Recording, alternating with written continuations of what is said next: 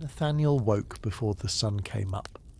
This was not a decision he made each morning so much as a condition of his life, a fact as settled and unremarkable as the weight of the wool blanket on his chest, or the particular smell of the bedroom in the hours before dawn, which was the smell of wood smoke from the banked fire downstairs, and the smell of the straw in the mattress, and the general smell of a room in which people had been sleeping for several hours.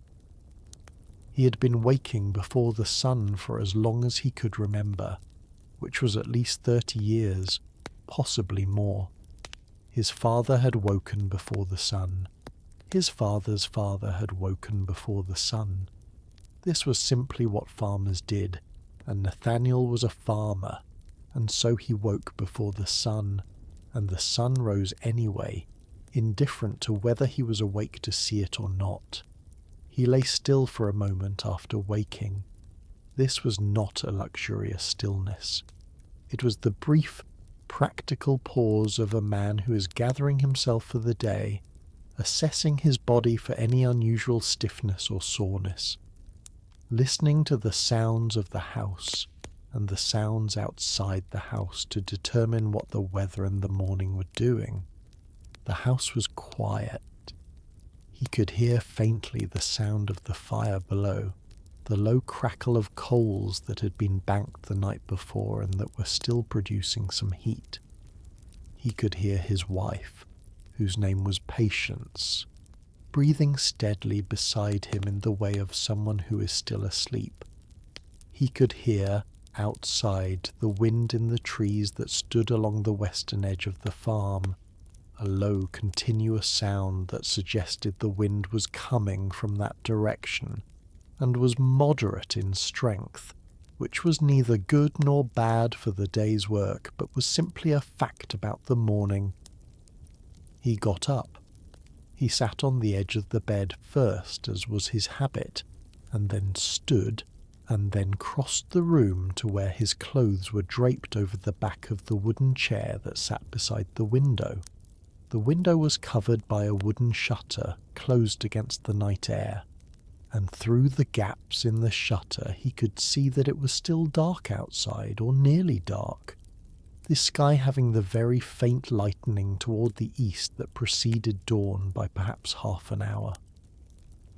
He dressed in the order he always dressed, shirt first, then breeches, then stockings, then the waistcoat he wore for working, which was heavier than his Sunday waistcoat and had been mended twice at the left elbow. He found his shoes by feel under the chair and put them on, tying them with the practised inattention of a man who has tied the same shoes in the same darkness many hundreds of times. He went downstairs. The staircase was narrow and the steps were made of oak, and each one had its own particular sound when his weight came onto it, a creak or a groan that was as familiar to him as any sound in his life. The fourth step made a sound that was higher in pitch than the others. The seventh step made almost no sound at all. The second from the bottom made a sound that was more of a thud than a creak, as if something deep in the wood was responding to the pressure from below rather than the weight from above. These sounds had been there for as long as Nathaniel had lived in the house, which was 22 years, and he had never done anything about them because they were not a problem that required addressing. They were simply the sounds of the stairs. The main room of the house was the largest room on the ground floor. It served as kitchen, as eating room, as sitting room, and as the principal gathering place of the household during the waking hours.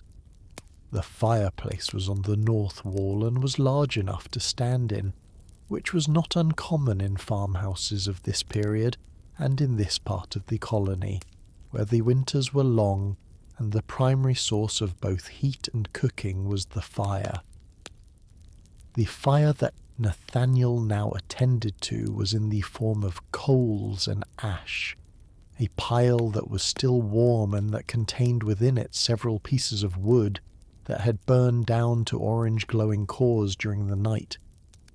He knelt before the hearth and began the process of rebuilding the fire from these coals, adding first the smallest and driest pieces of kindling, which he kept in a wooden box beside the hearth for this purpose, and then progressively larger pieces of split wood from the stack against the wall.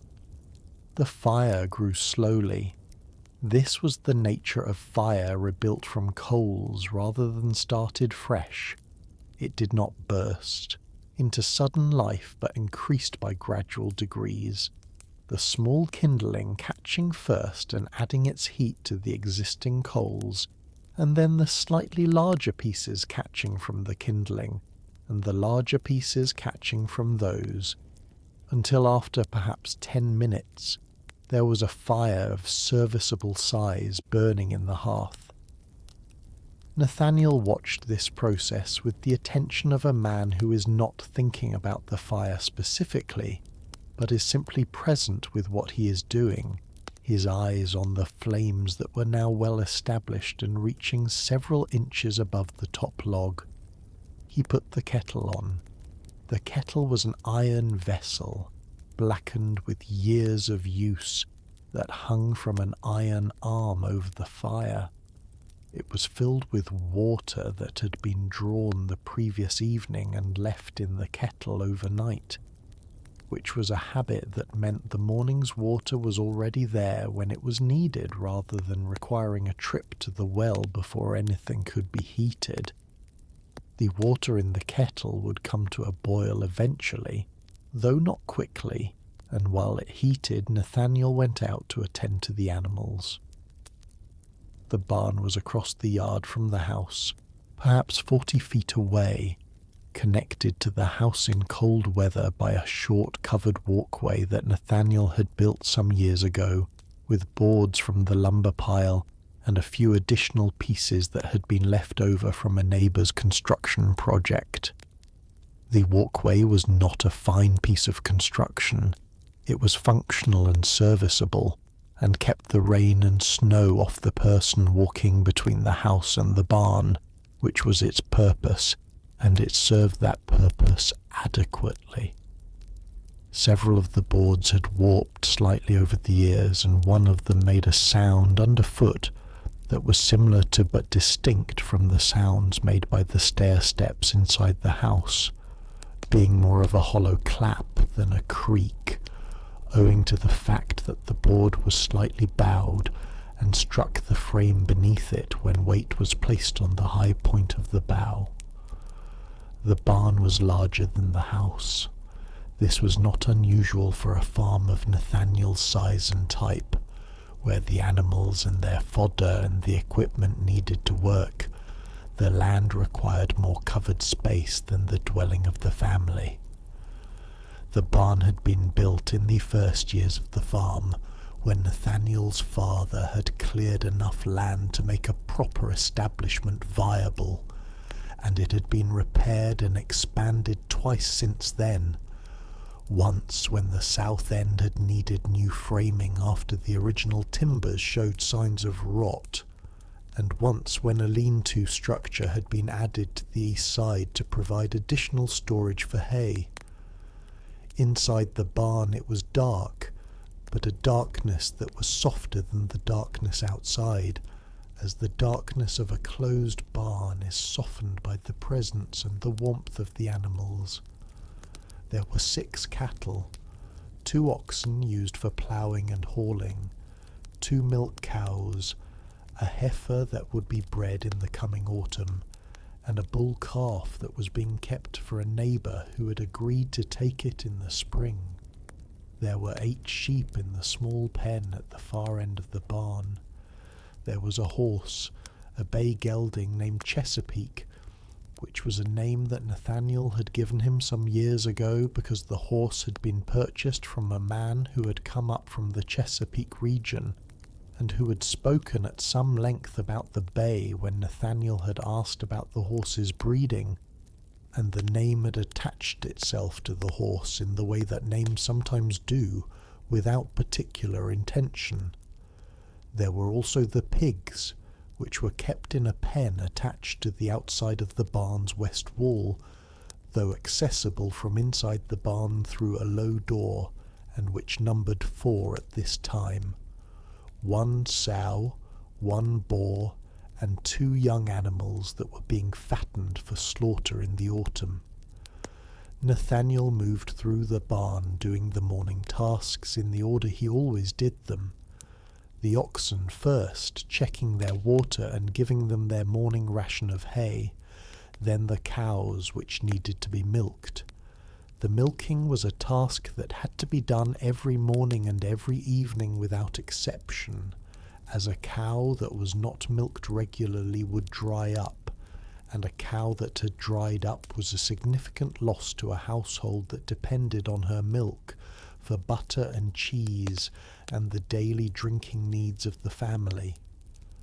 Nathaniel milked both cows himself on most mornings, though his eldest son, who was 12 years old and was named Ezra, was learning to milk, and on some mornings did one of the cows while Nathaniel did the other. On this particular morning, Ezra had not yet appeared in the barn, which meant he was either still asleep or occupied with some other task, and Nathaniel did both cows himself. The milking of a cow was a quiet, rhythmic activity. The cow stood in her stanchion, secured by a wooden bar that prevented her from moving forward or backward while being milked, and ate her hay with the steady, grinding patience of a cow eating hay, and Nathaniel sat on the low milking stool and worked methodically through the milking, his hands moving in the familiar alternating pull and squeeze that drew the milk down through the teats and into the wooden bucket below. The first cow, whose name was Blossom, gave milk freely and without complaint. The second cow, whose name was no name that Nathaniel used regularly, she being referred to most often simply as the brown cow, was somewhat less cooperative in the mornings, requiring a period of patient waiting after Nathaniel first sat down, before she settled and allowed the milk to come freely. This was her character, and Nathaniel accommodated it without frustration, as he had been accommodating it for the 3 years he had owned this particular cow, and had long since ceased to find it inconvenient. He carried the milk to the house in the covered bucket, and left it in the cool room off the main room, where it would be dealt with by Patience when she rose. Part of it would be used fresh, for drinking, for adding to the porridge that would be made for breakfast, for various other cooking purposes. Part of it would be allowed to sit, and the cream would be skimmed from the top, and the cream would either be used as cream or be churned into butter, depending on the household's current supply of butter. The skim milk left after creaming would be used for cooking or fed to the pigs. He returned to the barn and continued with the remaining animals. The sheep were checked, counted by habit, even though there was no reason to believe any had escaped the pen overnight, and given hay. The horse was given his grain and hay, and his water was refreshed from the barrel near the barn door that was kept filled from the well. The pigs were given their morning slops, which consisted of kitchen scraps collected in a wooden bucket, the bucket being taken out of the pig pen and its contents tipped into the rough trough that ran along the inside of the pen fence. The pigs received this with their customary enthusiasm, which was the most energetic response to any event in the barn's morning routine, pigs being constitutionally inclined toward enthusiasm in matters of food. When all the animals had been attended to, Nathaniel stood for a moment in the barn doorway and looked out at the yard and beyond it to the fields. The sky to the east was now showing the first clear light of dawn, not yet the sun itself, but the lightening of the sky above the tree line that preceded the sun by 20 minutes or so, and that turned the sky from black to a dark, flat blue, and then to a lighter grey blue that had a faint warmth in it, even before the sun was visible. The yard was still in shadow. The fence posts around the kitchen garden were visible as dark verticals against the lighter background of the sky to the east.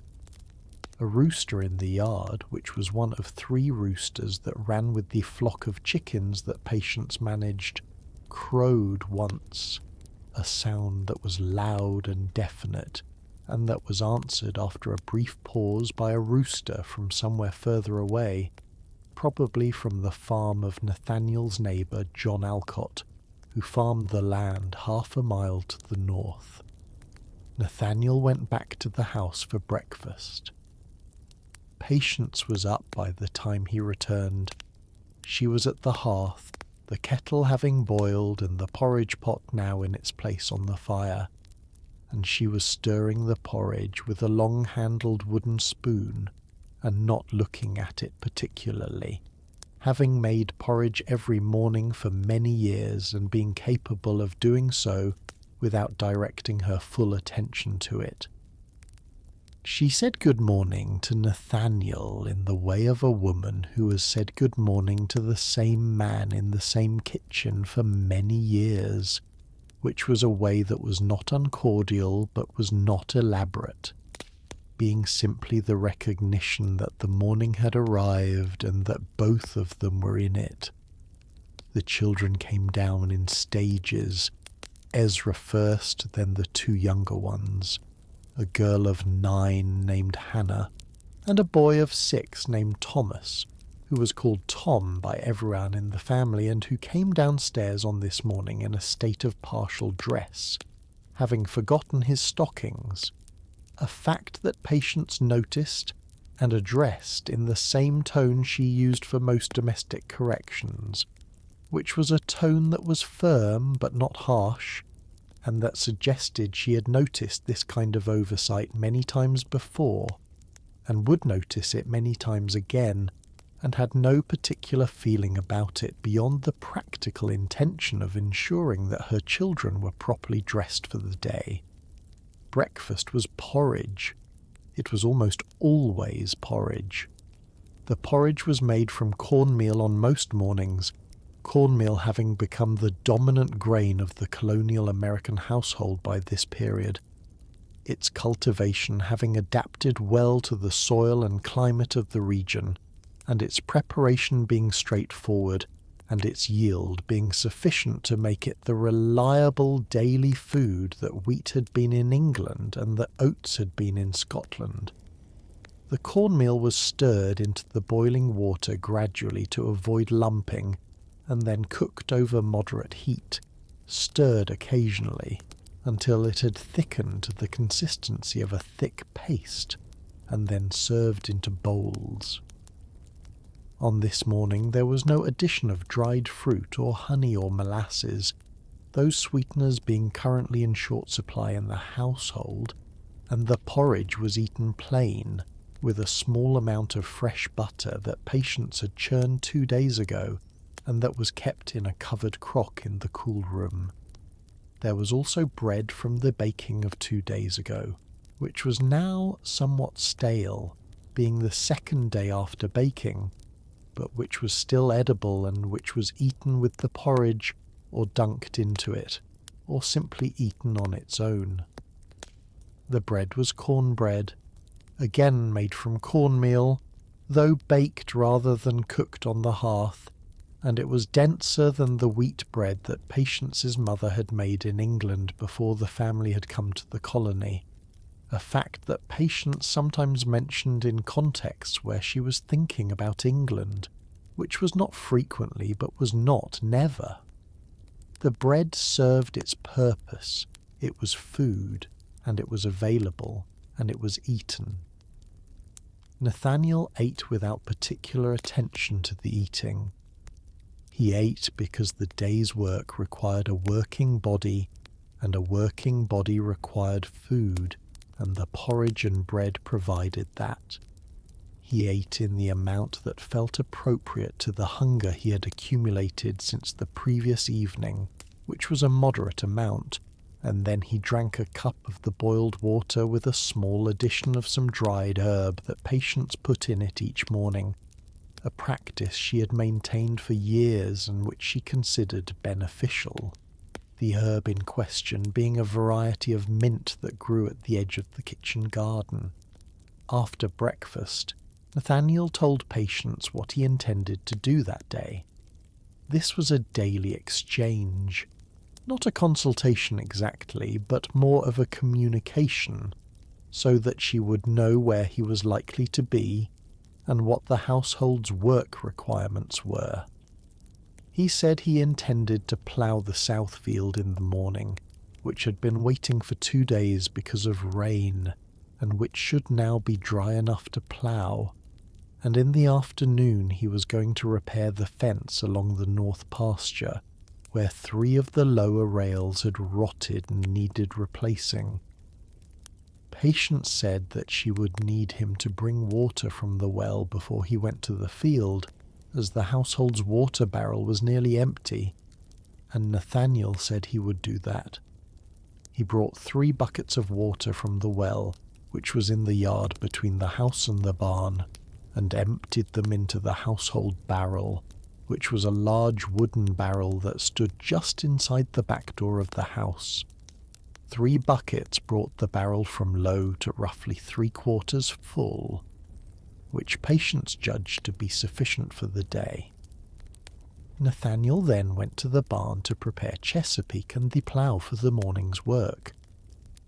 The plough was a wooden implement with iron fittings, stored in the barn when not in use.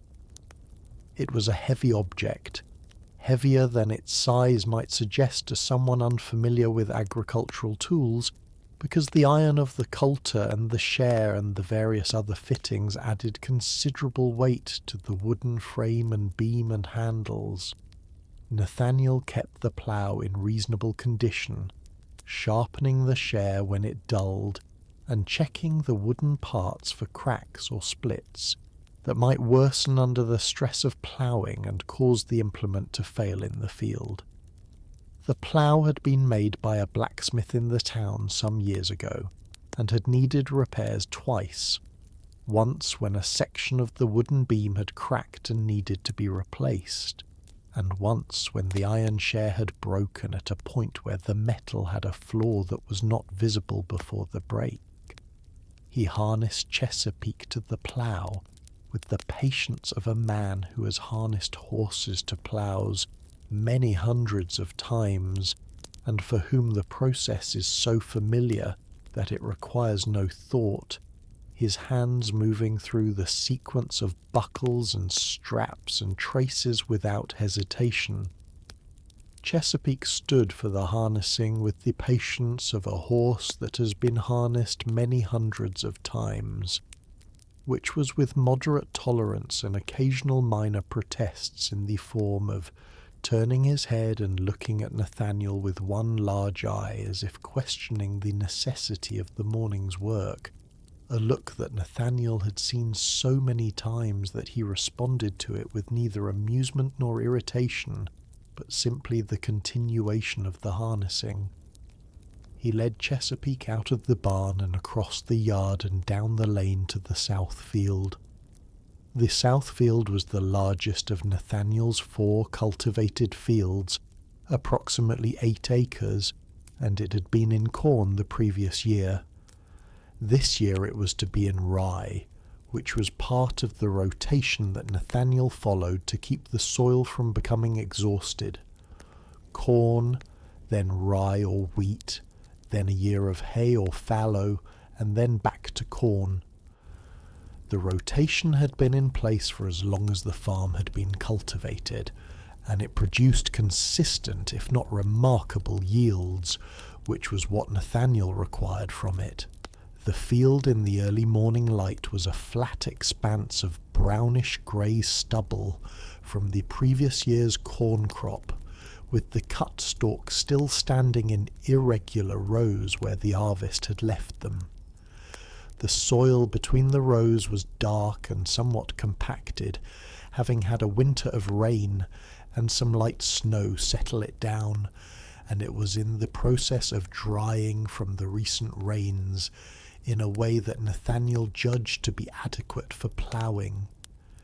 He walked out onto the field and picked up a handful of soil and pressed it between his fingers and looked at it, and the soil held together when pressed, but crumbled when he opened his hand, which was the indication he was looking for. Soil too wet for ploughing would have held together in a ball and remained in that shape. Soil too dry for good ploughing would have fallen apart without ever holding together. This soil was in the middle of those conditions, which was suitable. He set the plough at the edge of the field and walked the first furrow. The work of ploughing was the work of walking. It was forward motion, steady and slow. Behind the horse, the plough handles in his hands, the weight of the plough in the soil, the resistance of the earth against the iron of the share. The soil turned over as the plough passed through it, the slice of earth that the share cut being rolled upward and over by the mouldboard and deposited in the furrow to the right, so that the field behind the plough was a series of alternating ridges and channels, the turned soil dark and fresh-smelling, the corn stubble disappearing under it. This smell of turned earth in the morning, the particular dark smell of soil that had been below the surface and was now above it, was a smell that Nathaniel associated without thinking about it with early spring and the beginning of the farming year. A smell that had been part of his mornings for as long as he had been farming. Chesapeake pulled steadily. He was a good plough horse, not the largest or the most powerful, but reliable in his pace and consistent in his line, requiring only occasional correction of direction from the handles of the plough when he drifted slightly to one side or the other. The correction was applied through the handles, a slight pressure in one direction, which the horse felt through the traces and responded to, and this exchange of pressure and response was the primary communication between Nathaniel and Chesapeake during the ploughing work, a communication that was entirely practical and entirely sufficient for the purpose. He ploughed for 2 hours, back and forth across the field, each pass covering 1 furrow's width of new ground. At the end of each pass he turned the horse and the plough at the headland, the strip at the end of the field where the soil was somewhat more compacted from the turning of the plough team over many years of ploughing, and set up for the next pass. The turning took a certain amount of effort and attention, as the plough needed to be lifted slightly from the soil and then repositioned for the new direction, and the horse needed to be guided through the turn without getting the traces tangled. Nathaniel performed this operation many dozens of times in the course of the morning's ploughing, each time with the same movements in the same order, the same slight lift of the handles and the same guidance of Chesapeake through the arc of the turn, and the same repositioning of the plough for the next pass. By mid-morning he had ploughed perhaps 1/3 of the south field. He stopped to rest the horse and himself, tying Chesapeake to the fence post at the field's edge and sitting on the rail fence for a time, looking at the ploughed portion of the field and the unploughed portion, and making a rough assessment of how much more work was needed to finish the field.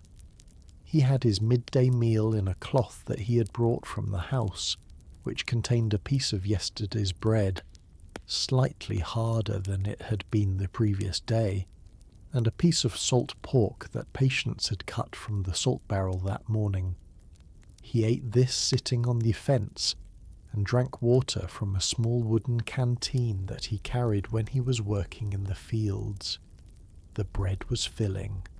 The salt pork was salty and required more water to follow it than the canteen conveniently held. After his rest, he returned to the ploughing. The morning's work continued in the same rhythm as before. The steady walk behind the horse, the plough in the earth, the furrows turning over one after another.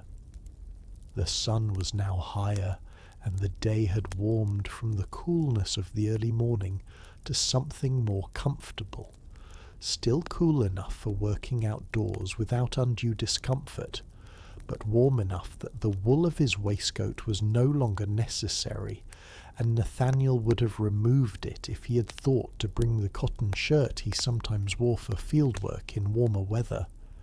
He had not brought the cotton shirt, and so he ploughed in the wool waistcoat, which was its normal condition in any case. Around noon he had ploughed approximately half of the south field. He decided to stop for the day's ploughing at this point, as the afternoon was needed for the fence repair, and there was also a quantity of wood that needed to be split that had been waiting for several days, and that was becoming urgent as the remaining supply of split wood at the house was lower than he was comfortable with. He unhitched Chesapeake from the plough and led him back to the barn, where the horse was given water and hay and left to rest. Nathaniel ate his midday meal at the house. Patience had prepared a pottage of salt pork and dried beans and onions that had been cooking since mid-morning on the hearth, and there was bread to go with it. The children ate with him, though Ezra had been working in the barn during the morning and was absent for a time at the beginning of the meal, before appearing with the slightly distracted look of a boy who has been thinking about something other than mealtime. They ate at the table in the main room, the pottage served into the wooden bowls that were used for most meals, the bread passed around, the small conversation of a family meal occurring as it occurred every day. Patience mentioning that Hannah had helped her with the spinning that morning and had done better than expected, Hannah looking at her bowl with the modest expression of a child who has been praised, Thomas mentioning a bird he had seen in the yard that morning that he could not identify, Ezra saying nothing in particular, Nathaniel eating his pottage and saying that the south field was half ploughed and would be finished the following day if the weather held. After the meal, Nathaniel went to the woodpile. The woodpile was a long stack of cut logs against the south wall of the barn, under the overhang of the barn's roof, so that the rain did not get at the cut ends and cause them to rot before they could be split and used. The logs were of mixed species, mostly oak and maple, some ash, a few birch, cut from the trees that had been felled during the clearing of the woodlot in the autumn. The woodlot was a section of Nathaniel's land that had not been cleared for cultivation, but was managed for timber and for firewood, and the cutting of wood from it was a winter and early spring task that provided both building materials and fuel. He split wood for the better part of 2 hours. The splitting was done with an iron wedge and a heavy wooden maul, the wedge being placed at the end of a log and driven in with the maul until the log split along its grain, and then the two resulting pieces split again if they were too large for the hearth. Good oak split cleanly with a sound that was sharp and satisfying. Maple split more readily than oak, but with a somewhat different quality of sound, being slightly softer. Ash was among the best splitting woods, being straight-grained and predictable, and the birch split easily, but with a tendency to produce fibrous sections along the bark that did not always come cleanly away from the main piece. The split wood was stacked in the woodpile near the house as he went, adding to the supply that was already there and building it toward the level he wanted before the end of spring, at which point he would focus more of his wood-cutting effort on the building timber needs of the season. The sound of the maul on the wedge, and the crack of the splitting wood, and the thud of the split pieces being thrown onto the stack, made up a rhythm of sounds that accompanied the afternoon's work as reliably as the sounds of the ploughing had accompanied the morning. In the late afternoon, before the light began to go, Nathaniel walked the north pasture fence. This was the inspection that preceded the repair work he had planned for the afternoon, walking the length of the fence to assess the full extent of the work needed before beginning. The fence was a split-rail fence, which was the common construction of the period in this part of the colony. Wooden posts set into the ground at intervals, with horizontal rails split from straight-grained logs slotted between the posts in a stacked pattern. A well-built split-rail fence required no nails and no fasteners beyond the weight of the rails on each other and the slot of the post, and it could be repaired by simply replacing individual rails as they rotted or broke. He found not 3 but 5 rails that needed replacing. 2 of the ones he had previously identified as needing replacement had deteriorated further since he had last looked at them, and there were 2 additional rails that he had not noticed before in a section of the fence closer to the gate that were visibly cracked along their length and would not survive another winter. He examined these rails without urgency, running his hand along the cracked one to assess the extent of the damage, lifting the rotted ones slightly to gauge their weight, which was lighter than good wood, and confirmed the rot. He went to the lumber pile and selected 5 rails of appropriate length and split to replace the damaged ones. These replacement rails had been split from a white oak log the previous autumn and had been seasoning since then, and they were dry enough for use, which was the condition needed for fence rails that would be expected to last for several years before needing their own replacement. He carried them to the fence in 2 trips, 2 rails in the first trip and 3 in the second, carrying them on his shoulder in the way that a man carries long pieces of lumber when there is no one to help him carry them. The replacement of the rails was a simple task. The damaged rails were lifted out of their slots between the posts, which required some effort as they were heavy even in their weakened condition, and were set aside. The new rails were lifted into place, slotted between the posts, and stacked in the same pattern as the old ones. The work was straightforward and did not require particular skill, only the physical effort of lifting and placing heavy pieces of wood in their correct positions. He finished the fence repair as the light was beginning to take on the lower, more golden quality of late afternoon, with perhaps an hour remaining before sunset. He stood back and looked at the repaired section of fence and confirmed that it appeared sound and that the rails were properly seated in their slots and not in danger of falling if a cow leaned against them, which cows occasionally did. The fence looked adequate, the new rails lighter in colour than the weathered rails around them, but otherwise similar in appearance and entirely functional. He returned to the barn to do the evening milking and to settle the animals for the night. The evening milking followed the same sequence and the same procedure as the morning milking, with the same results. Blossom gave milk freely, and the brown cow required her brief period of settling before the milk came freely, and Nathaniel accommodated this as he always did, sitting and waiting, and then the milk came. The rest of the animals were checked and given their evening water and feed. The pigs were given a second bucket of slops, and the barn was secured for the night. Supper was at the table in the main room. The fire built up from its afternoon coals to a good cooking heat, and Patience had made a meal of cornbread baked in the Dutch oven, and a boiled pudding of corn flour with a small amount of dried apple that had been soaked in water since morning to soften.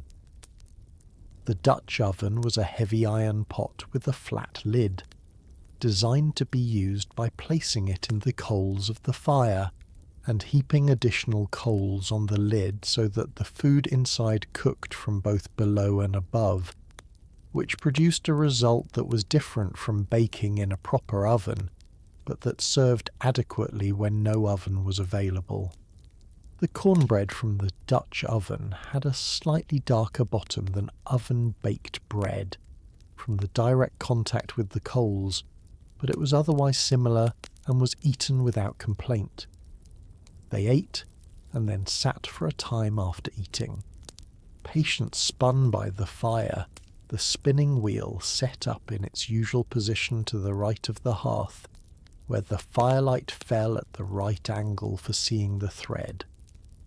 Nathaniel mended a piece of harness that had been needing attention for 2 days, using a leather needle and a length of waxed linen thread to restitch a section where the stitching had come undone.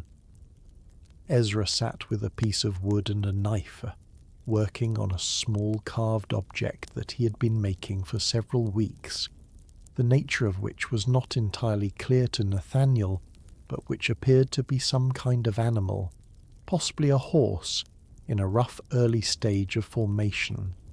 Hannah helped Patience with the spinning for a time and then put herself to bed without being asked, which was something she did with enough frequency that it was expected, but not often enough that it was taken entirely for granted. Thomas was put to bed by Patience at the appropriate time, with the moderate negotiation that characterized Thomas's bedtime on most evenings, he being a boy who preferred the light of the fire and the activity of the evening to the darkness and stillness of bed, and Patience being a woman who had a clear and consistent view of what time was appropriate for a 6-year-old to sleep. After the children were in bed, Nathaniel and Patience sat for a further hour. They talked about the farm in the practical way of two people who have discussed the same topics many times before and will discuss them many times again. The condition of the south field and how much longer the ploughing would take, the state of the grain supply and whether it would last until the harvest, the animal that Nathaniel thought might be coming into heat, and whether she should be bred or waited upon for another cycle, the matter of the fence that had been repaired, and the 2 other sections of fence that Nathaniel had been watching, and that would also need attention before too long.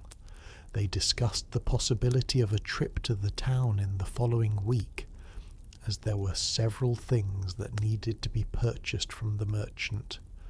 Nails, which were running low, a length of linen that Patience needed for making shirts, and a quantity of salt that the barrel was too low for comfort. Patience also mentioned that she intended to make soap the following week if the weather permitted, which was an outdoor task requiring a fire and a large kettle, and most of a day, and that she would need the wood ash that had been accumulating in the bucket beside the hearth for the past 2 months. Nathaniel said the ash was available, and that he thought the weather would be suitable. She also mentioned that the garden needed to be planted before too much longer, that the last frost date was approaching, and that the seeds for this year, which she kept in small cloth bags labelled with their contents in her careful handwriting, needed to go in the ground within the next 2 weeks. Nathaniel agreed and said he would prepare the garden bed for her, which needed digging and manuring before it was ready for planting. they went to bed when the fire had died down, to a suitable banking condition. Nathaniel raked the coals to the back of the hearth and arranged them in the way that would keep them alive through the night with minimal fuel. A flat, compact pile of the largest remaining coals covered with ash from the edges of the hearth, and placed one large green piece of wood to one side of this pile, which would smoulder slowly through the night and add coals to the pile that would still be live in the morning. This banking of the fire was one of the last acts of the day, as it was one of the first acts of the morning, and it was performed with the same quiet attention he gave to any practical task. He checked the doors. The front door was locked with its wooden bar, dropped into its iron brackets. The back door was secured with the bolt. The shutter over the north window was closed against the night. These were not elaborate precautions, but they were consistent ones, done every night before bed without particular thought about what they were securing the house against. Just the routine security of a household closing itself for the night. He went upstairs.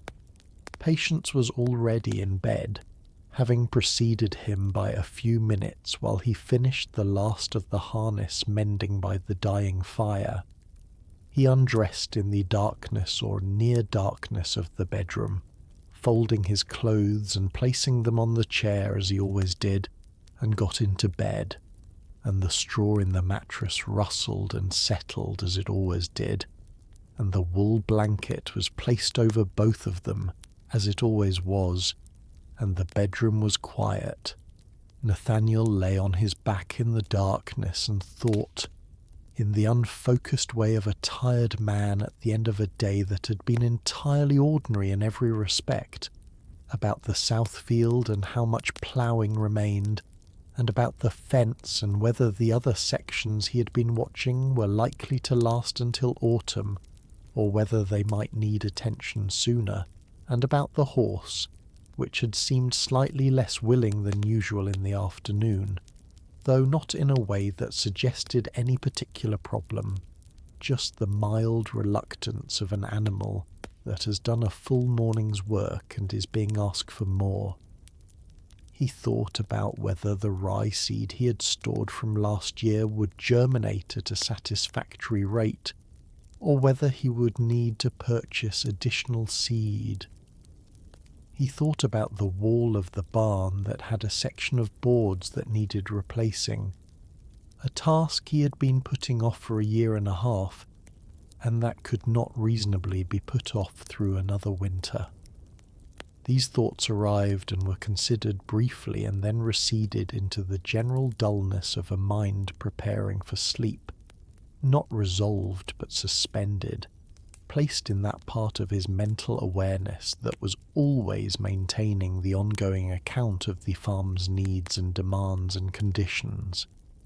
The account was long and always had items on it and never reached zero, which was simply the nature of a farm.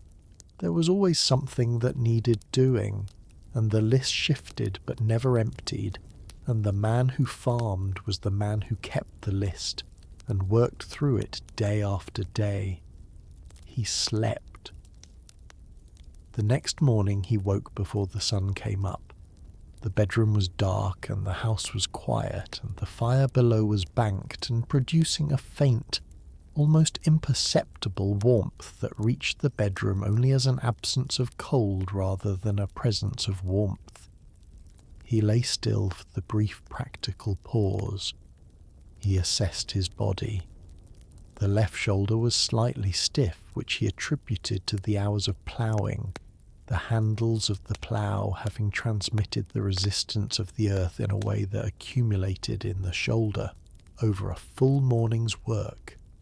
The stiffness was not unusual. He had had it before after ploughing days. He dressed in the same order as the day before. He went downstairs. He rebuilt the fire from the banked coals. He put the kettle on. He went to the barn. The days of the spring planting season had a consistent character. Each day followed a pattern that was similar to the one described above, differing in the specific tasks of the day, but not in the general shape of the day. Early rising, fire, barn, breakfast, field work, midday meal, more field work or other farm work, evening barn, supper, the hour by the fire, bed. The specific tasks rotated through the season's requirements: ploughing, harrowing, planting, fencing, wood cutting, clearing, repair of equipment and structures, management of animals. Each task was done in its season, and each season's tasks were done in their year, and the years accumulated and the farm continued. The harrowing of the south field followed the ploughing. This was a separate operation performed after the ploughing was complete, using a different implement, the harrow, which was a frame set with iron teeth that broke up the clods of turned soil and smoothed the surface of the field in preparation for planting. The harrow was dragged across the ploughed field by Chesapeake in the same back and forth pattern as the ploughing, and the work was similar in its rhythm and in the demands it made on both horse and man, though somewhat lighter than the ploughing because the harrow moved through the already turned soil with less resistance than the plough moved through undisturbed ground. After harrowing, the field was ready for planting. The planting of rye was done by hand, in the manner that had been used for as long as rye had been grown. Nathaniel walked across the field in parallel lines, his hand dipping into the bag of seed that hung at his hip, and with each step scattering a handful of seed to each side in the practiced motion that spread the seed evenly across the soil. The motion was a swing of the arm that released the seed at the apex of the swing, and the seed spread in an arc through the air before settling on the soil. This motion, repeated several thousand times across the breadth of the field, was the planting of the crop, and it was at once a simple action and the action on which the entire food supply of the coming year depended. After the seed was sown, it was covered by a second harrowing, which buried the seed shallowly in the soil where it would germinate. Germination depended on moisture and warmth, both of which the spring provided in sufficient amounts in most years, and within 2 weeks of planting the field would show a faint green haze of seedlings, and within a month the rye would be visibly established and growing. Nathaniel would watch this progress with the same quiet attention he gave to everything on the farm, noting the stand of the crop and whether it was even and whether there were bare patches that suggested poor germination, assessing the colour of the seedlings as an indicator of their health, observing the growth from week to week and comparing it mentally to previous years. The kitchen garden was Patience's domain, though Nathaniel prepared the ground for her. The kitchen garden was the source of the vegetables that supplemented the grain-based diet of the household through the growing season. Beans, peas, turnips, carrots, onions, squash, pumpkins, and various herbs. These were the everyday vegetables of the colonial American household, grown in the garden behind the house in the same kinds of plots and with the same kinds of methods that gardens had been managed with for many years in this part of the world. Nathaniel dug the garden bed in the second week of April, turning the soil with a spade and working in the compost that had been building in the compost heap through the winter. The compost was a mixture of kitchen scraps and wood ash and the manure collected from the barn, all of which had broken down through the winter into a dark, crumbly material that improved the soil structure and its fertility. Packing this material into the garden soil was a physical task that required the digging of the entire bed to a depth of a spade's length, and the distribution and incorporation of the compost material throughout the dug bed. When the digging was done, Patience planted her seeds. She had kept her seeds from the previous year's garden, selecting the best of the dried beans and peas and the saved seeds of the squash and pumpkins, and storing them through the winter in the cloth bags she kept in the cool room. These seeds were her investment in the coming year's garden, and she planted them with the careful attention of a woman who knew which seeds were likely to germinate reliably, and which needed more careful placement, and which were old and might have lost some of their viability. The herb garden occupied a section of the kitchen garden near the house wall, where it received the warmth reflected from the stone wall, and where it was convenient to the kitchen door, so that the cutting of fresh herbs for cooking required only a step outside. Patience grew sage and thyme and parsley and mint and a variety of other herbs, some for cooking and some for medicinal purposes, and she managed this section of the garden with the particular attention she gave to anything that served a medical function, as she was the primary medical resource for her household, and for the neighbours who occasionally came to her for advice about minor ailments. The month of May brought the planting of corn, which was the most important crop of the farm. The corn was planted after the last frost, which in this part of the colony fell sometime in the middle of May in most years, though it varied, and there were years when a late frost in the last days of the month damaged plants that had been put in too early.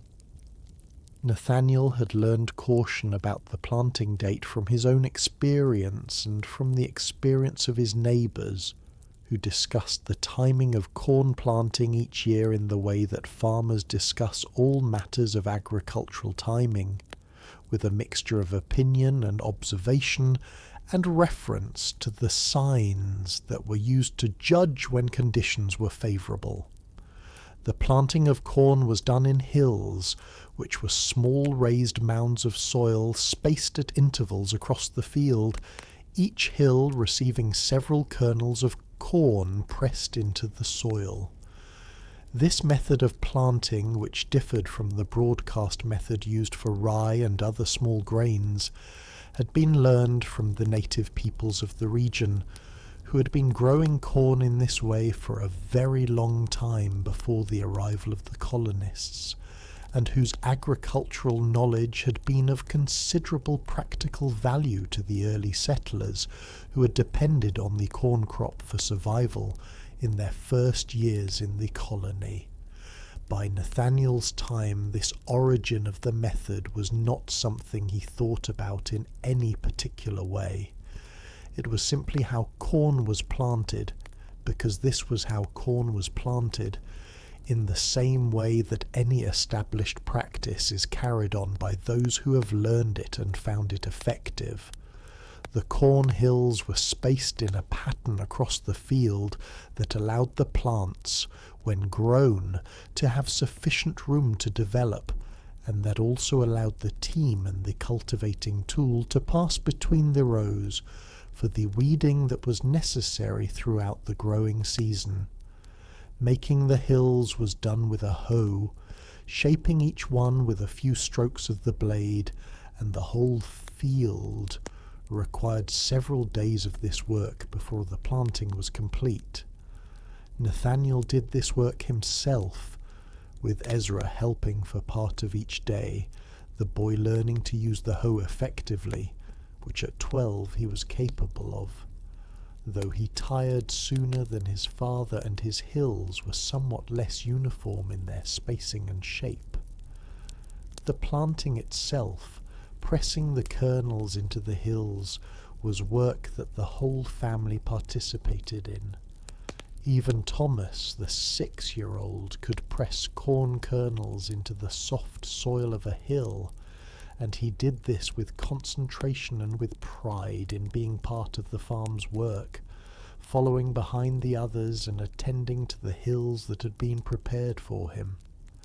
Patience and Hannah worked a section of the field alongside Nathaniel and Ezra, and by the end of the first day a quarter of the field was planted, and by the end of the third day the planting was complete, and the field was ready for the corn to germinate and grow. Summer on the farm was the season of cultivation. The corn needed to be kept free of weeds through its early weeks of growth, when the seedlings were small enough that competition from weeds could reduce their growth significantly. This weeding and cultivating was done with hoes, walking the rows and scraping the weeds from between the hills and from the paths between the rows. It was repetitive work, requiring the same motion repeated many thousands of times across the acreage of the cornfield, and it was hot work in the July sun, the heat in the field being greater than the heat in the shade of the trees at the field's edge. Nathaniel worked the cornfield in the mornings when the heat was less intense, and left the afternoons for work in the barn or in the shade. The cultivation needed to be done twice during the growing season, once when the corn was about knee height, and again when it was about waist height, after which the corn canopy was dense enough to shade out most of the weeds, and the plants no longer needed cultivation help. After the second cultivation, the cornfield required only the waiting of the summer and early autumn for the crop to mature. The waiting was not idle, of course. Summer had its own full schedule of tasks. The haying, which was the cutting and drying and storing of the grass from the meadows that would feed the cattle through the winter. The garden, which needed constant attention through its productive season. The woodlot, which was visited at intervals for various tasks. The repair and maintenance of fences and buildings and equipment, the processing of the dairy output into butter and cheese, and the management of the animals, who required their daily attention regardless of what else was needed. Haying was a family effort. The grass in the meadows was cut with a scythe, which Nathaniel sharpened before each morning's cutting on the whetstone he kept hanging from his belt for this purpose. The cutting was done in long swinging passes, the blade moving through an arc just above the ground and leaving a row of cut grass behind it on the left side. The scythe required a particular technique, a combination of the swing and the body rotation that distributed the effort through the whole body and reduced the fatigue on any single set of muscles. And Nathaniel had developed this technique over many years of haying and performed it now without thinking about it. The swing of the scythe as natural and unconsidered as walking. The cut grass needed to dry before it could be stored, because green hay stored before drying would ferment and heat and could start fires in the barn. The drying was accomplished by spreading the cut grass thin on the ground and leaving it in the sun, turning it with a wooden rake to expose the underside as the upper side dried. A good drying day was a day of sunshine and a moderate wind, which accomplished in a single day what 2 damp days could not. In good haying weather, the cut grass could be dried and stored in 2 days. Cut in the morning of the first day, turned in the afternoon, turned again in the morning of the second day, and stored in the barn that afternoon. In bad weather, the process took longer, and the stored hay was of lower quality, which was a loss that Nathaniel calculated in terms of how well the animals would do through the winter on hay of reduced quality. Autumn was the harvest season, the longest and most demanding season of the year. The rye was harvested first in August, cut with a sickle and bound into sheaves and left in the field to dry before being carted to the barn for threshing. The threshing was done on the barn floor, beating the dried sheaves against a wooden frame to knock the grain free, and then winnowing the grain by tossing it in a flat basket in the wind so that the lighter chaff blew away and the heavier grain fell back into the basket. This was slow work, requiring a full day's effort to process the grain from a modest-sized field, and the days of threshing were long and dusty and loud with the constant rhythmic beat of the sheaves against the frame. The corn harvest came in September and October. By this time the stalks were brown and dry, the ears hanging heavy and dried on the stalks, the husks papery and loose around the ears. The corn was harvested by walking the rows and breaking the ears from the stalks and placing them in the sack or the basket carried for this purpose. The full sacks and baskets were carried to the barn and piled for the husking, which was the removal of the outer husks from the ears, exposing the kernels. Husking was often done in the evening when the day's fieldwork was done, the family sitting around the pile of ears and working through it, peeling back the husks and adding the husked ears to the growing pile that would eventually be shelled and ground or stored whole for feed. Husking bees were a social event in the colony's rural communities, where neighbours gathered in the evenings to help with the husking, the work going faster with more hands and the gathering providing an occasion for conversation and the sharing of news and opinion. Nathaniel's farm was somewhat more isolated than some, and the husking bees at his place were modest affairs, usually involving one or two neighbouring families rather than the larger gatherings that occurred in more densely settled areas. But they provided the same combination of practical assistance and social contact that husking bees always provided, and the evenings when neighbours came to help were evenings that Patience and the children particularly appreciated, the routine of farm life being varied by the presence of other people and the particular quality of conversation that accompanies shared physical work.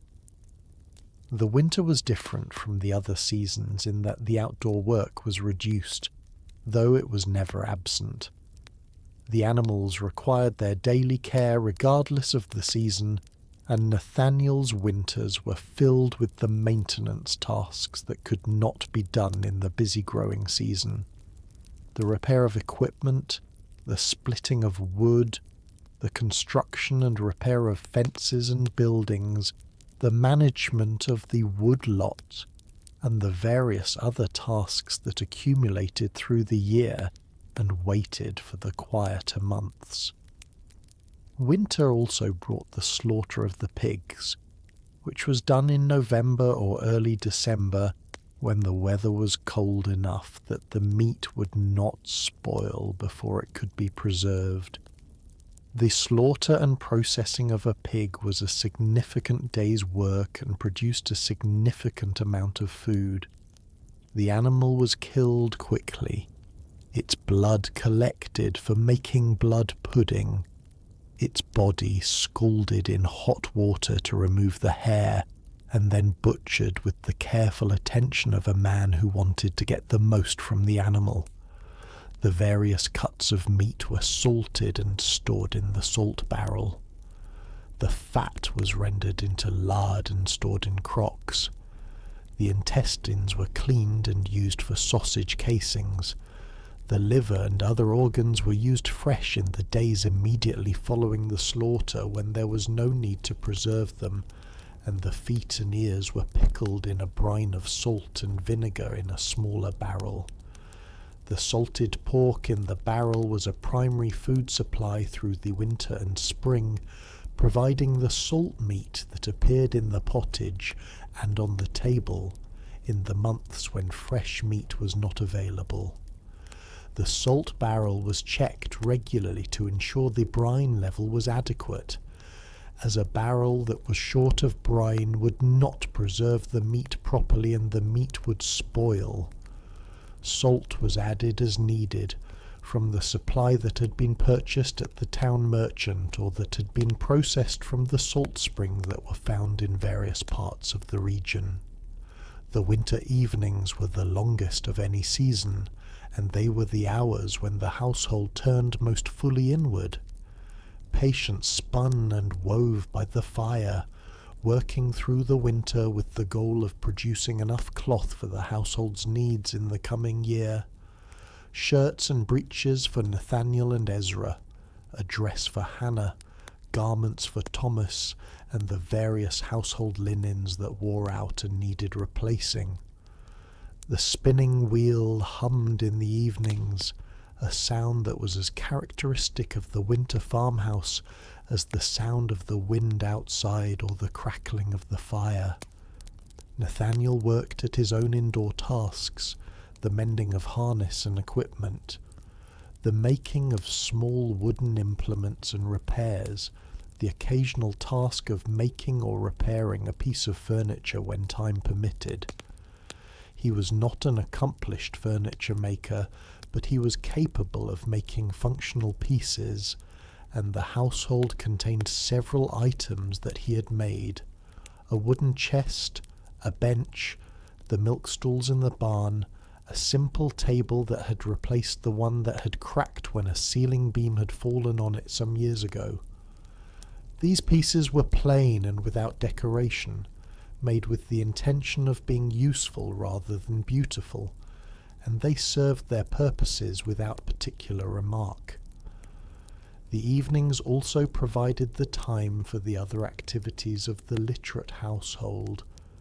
Reading, of which there was not a great deal in this household as books were expensive and not plentiful, but there was a Bible, which was read from regularly, particularly on Sundays when the family observed the Sabbath with greater attention to religious practice than was possible on the working days of the week. Nathaniel read haltingly, having learned his letters as a child, but having had little occasion to practice the skill since then, and he did not read for pleasure in the way that more educated people read. But he read the Bible, and Patience read it too, more fluently than Nathaniel, and the children were being taught their letters and their reading by Patience as part of their education, which was conducted at home, as the nearest school was several miles away, and the children were needed for farm work through much of the year in any case. The seasons turned, the years accumulated. The farm continued in the way that farms continue, each year requiring the same work as the year before, and, slightly more as the children grew and the land was maintained and improved, and as Nathaniel made the occasional addition to the farm's infrastructure, the new fence here, the repaired wall there, the additional cleared acre added to the cultivated land over the years at a pace that was limited by the time and the labour available for clearing. The farm was not the same at the end of 10 years as it had been at the beginning, but the changes were gradual and cumulative, visible only when the whole period was considered, not visible from one day to the next, or even from 1 year to the next. The neighbours were part of this life. Nathaniel's relationships with the other farming families of the district were the relationships of people who lived in proximity and who shared the same occupation and the same dependence on the same land and the same weather and the same market conditions. These relationships were expressed primarily through the mutual assistance that was the practical currency of rural community. The lending of tools and labour, the sharing of information about conditions and practices and prices, the borrowing and returning of things that were temporarily needed and temporarily available, the coming together for the larger tasks that required more labour than a single family could provide. John Alcott, the neighbour to the north, was a man of approximately Nathaniel's age, who had come to his farm from a family in Connecticut, and who had been in the district for 15 years, long enough that he was established and known by everyone. He and Nathaniel helped each other several times each year with tasks that needed more than one man. Raising a new section of fence that required one person to hold the post, while another tamped the earth around it, moving a large piece of timber, carting something that needed 2 men to load and unload. The exchanges of labour were tracked informally, not written down but remembered, and the general accounting between neighbours was more or less even over time, which was what everyone expected and what would have been commented on if it had been otherwise. There was the matter of the town. Nathaniel went to town several times each year, driving the wagon with Chesapeake in the traces to purchase the goods that the farm could not produce: nails and iron hardware, salt, cloth, if Patience's spinning and weaving did not produce enough for the year's needs, certain tools, paper and ink for the occasional correspondence that the farm's affairs required, the various small things of a material nature that a household needed and that were not available from local production. He also took goods to sell: the surplus of butter and cheese, the hides from the cattle that had been slaughtered, the wool from the sheep in the spring clip, and occasionally a quantity of grain if the harvest had been sufficient to produce a surplus after the household's own needs were met.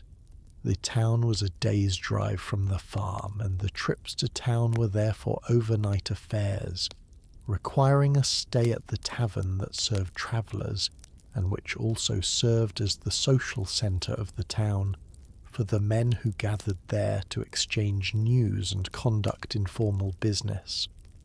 Nathaniel did not particularly enjoy these overnight stays, being a man who preferred the familiarity of his own house and his own bed to the tavern's accommodations, which were adequate but not comfortable in the way that his own home was comfortable after many years of habitation. But the trips were necessary, and he made them with the same pragmatic acceptance he brought to the other, necessary but unrewarding aspects of farm life. The market for farm produce was not a simple or reliable mechanism. Prices varied from year to year and from season to season, depending on the general harvest conditions of the region, and the price that Nathaniel received for his butter and wool was not predictable in advance. A good general harvest reduced grain prices, but also meant more households had surplus to sell, which affected the prices of other produce.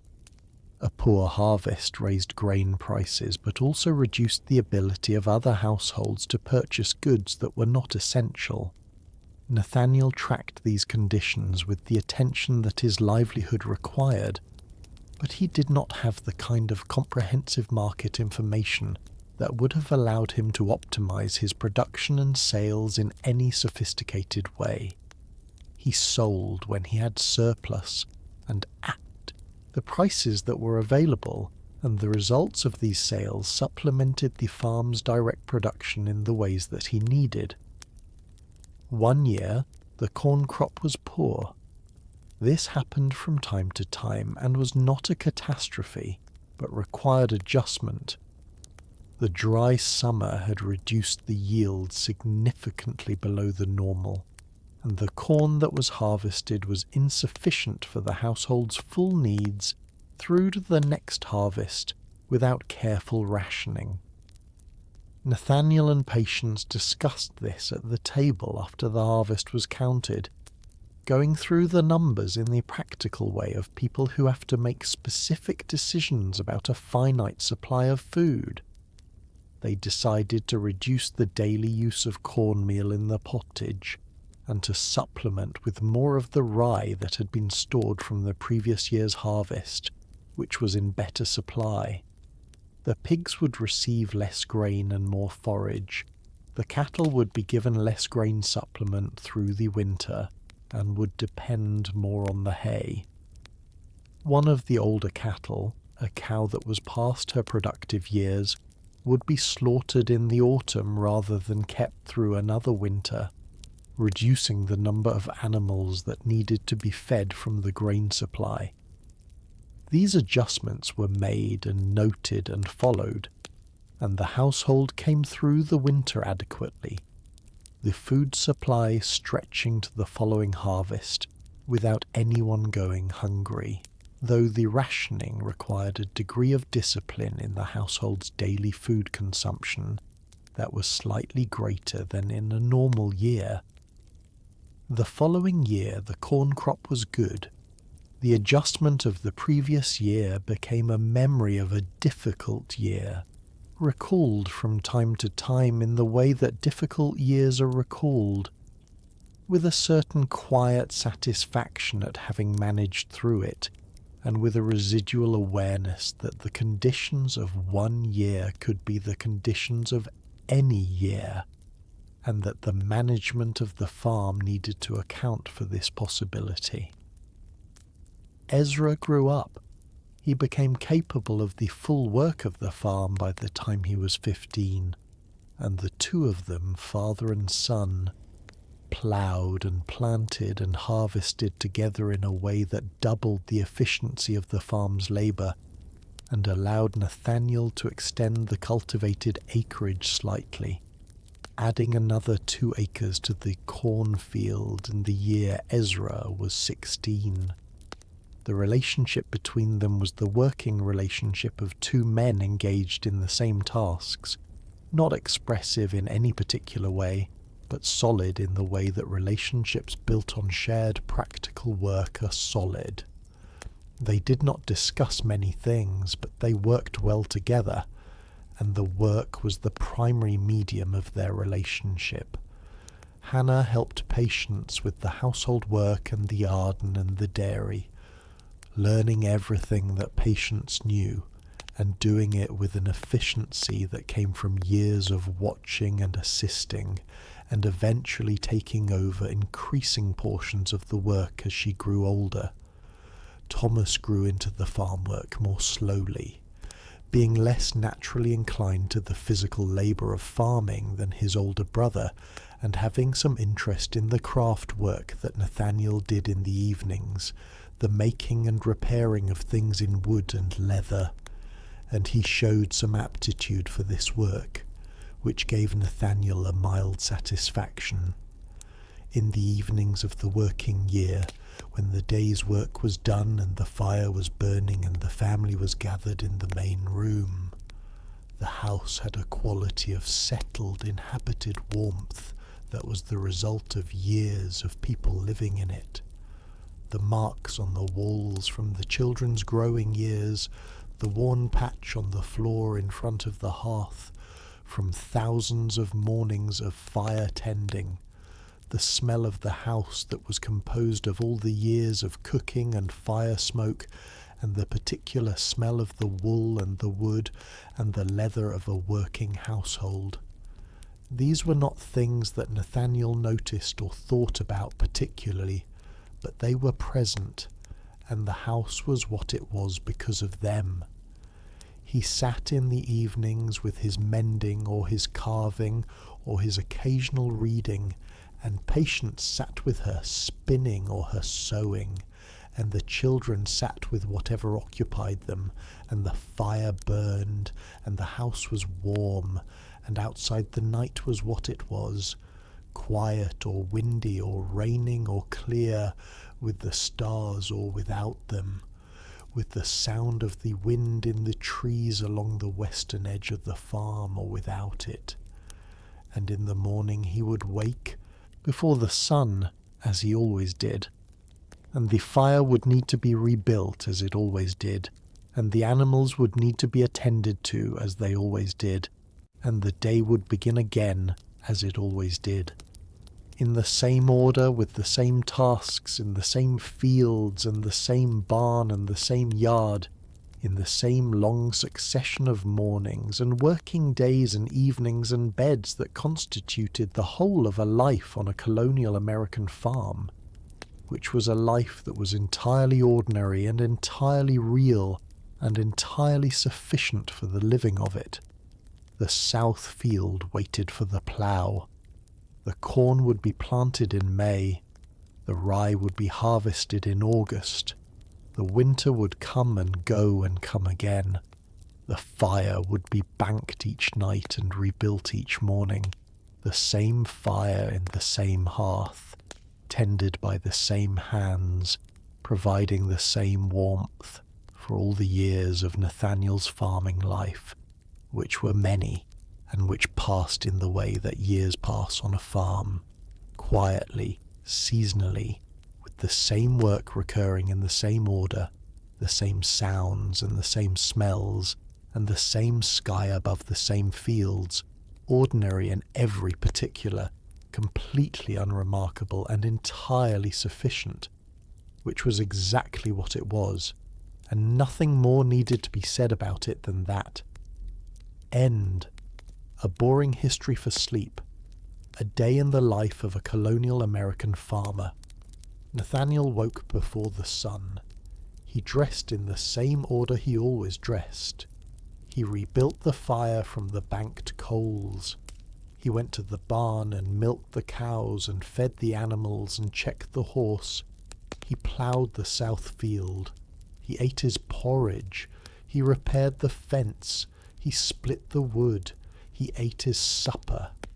He sat by the fire and mended the harness while Patience spun, and the children did what children do in the evenings by the fire. He banked the coals. He went to bed. And in the morning he woke before the sun, as he always did, and the day began again, as it always did, in the long and perfectly ordinary succession of days that made up his life on his farm in the colony, each day following the one before it in the established order of the agricultural year, without drama, without incident, without anything that departed from what a man in his situation might reasonably have expected, which was, in the end, exactly what he wanted, and exactly what he had, and exactly enough. The well was in the yard between the house and the barn, set in a stone surround that Nathaniel's father had built when the farm was first established, the stones fitted together without mortar in the dry-laid manner that used the weight and shape of the stones to hold them in place. The surround was perhaps 2 feet high, and had a wooden cover that rested on top of it when the well was not in use, which kept leaves and debris from falling in, and also kept animals from investigating the interior, as several of the chickens had been observed standing on the rim of the well and looking into it in a way that suggested they might eventually fall in if the cover were not present. The well was approximately 30 feet deep, as best Nathaniel could determine from the length of the rope on the wooden windlass that was mounted on a frame above the well. The windlass was a simple device, a horizontal wooden cylinder mounted on an axle, with a crank handle at one end, and the rope wound around the cylinder so that turning the crank unwound the rope and lowered the bucket, and winding it in the other direction raised the bucket. The bucket was wooden, with iron hoops, and it had been replaced twice since the farm was established, as buckets wore out from the constant immersion and the weight of the water. Drawing water from the well was one of those tasks that did not seem demanding, until it was done many times in succession. A single bucket of water was not heavy. 2 buckets, carried one in each hand on a wooden yoke that sat across the shoulders and from which the buckets hung by chains, was heavier, but not unreasonably so for a healthy working man. But 2 buckets, drawn from the ell and carried to the house, repeated 5 times to fill the household barrel, was work that accumulated in the shoulders and the back over the minutes it required, and the well was visited so many times in the course of a year that the worn path between the house and the well was one of the most clearly defined paths on the farm. The quality of the well water was generally good. The water was clear and cold even in summer, coming as it did from a depth where the temperature was constant and low regardless of the surface conditions, and it had no particular taste that suggested contamination, though taste was not a reliable guide to water quality, and Nathaniel was aware that well water could be contaminated without any change in taste or appearance. He managed this uncertainty by the practical expedient of not thinking about it in any particular way, which was how most people of his time and place managed it, and which served him well enough. In winter, the well was occasionally a problem. When the temperature dropped below freezing and stayed there for more than a few days, the rope on the windlass could freeze in its wound position and require careful thawing before it could be unreeled, and the water at the top of the well could develop a thin crust of ice that needed to be broken before the bucket could be lowered. These difficulties were minor and were managed with the patience that characterized the management of winter inconveniences generally. The chickens were Patience's responsibility and her domain. She managed the flock of approximately 20 birds with the same quiet competence she brought to everything, knowing each bird without naming most of them, being aware of which birds were laying and which were not, knowing when a bird was unwell before the signs were obvious, and managing the culling of old birds and the addition of new ones to keep the flock productive and of a manageable size. The chickens ranged freely through the yard during the day, which was their natural inclination, and which also served the practical purpose of reducing the amount of feed they required, as free-ranging chickens supplemented their grain with insects and seeds and whatever other food they found in the course of their wandering. At night they were shut into the chicken house, a small wooden structure with a low door and nesting boxes along one wall, and perches for roosting, because chickens that were not shut in at night were vulnerable to foxes and raccoons and other nocturnal predators that were reliably present in the woods surrounding the farm. The eggs were collected each morning by Hannah, who had taken over this task from Patience several years ago as part of the general redistribution of household tasks that occurred as the children grew old enough to contribute. The eggs were found in the nesting boxes for the most part, but occasionally in other places, as some hens had a habit of laying outside the designated boxes, in corners of the barn or under the woodpile or in other locations that required Hannah to look for them. The total collected each morning varied from day to day, as laying was affected by weather and season, the hens producing more in the longer days of spring and summer, and less in the shorter days of autumn and winter. The eggs were used in cooking, in the various preparations that Patience made. They were boiled for eating at meals, they were used in the cornbread, and in certain puddings and other baked things. They were occasionally fried in the skillet over the fire. Fresh eggs were a reliable food through the spring and summer and into the autumn, and the excess was sometimes traded with neighbours or taken to town to sell when the quantity exceeded the household's needs. The roosters provided entertainment for Thomas, who watched their interactions with the hens and with each other with the attentive interest of a small boy who finds the behaviour of animals generally interesting. There were 3 roosters, and their relationships with each other were a matter of ongoing assertion and counter-assertion, the dominant bird maintaining his position through small daily confirmations of precedence that the other 2 tested intermittently.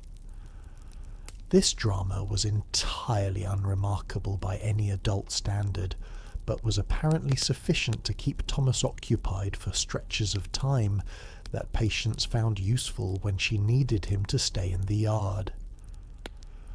The spinning Patience spun wool into yarn through the autumn and winter evenings, and in the mornings when the household tasks permitted it.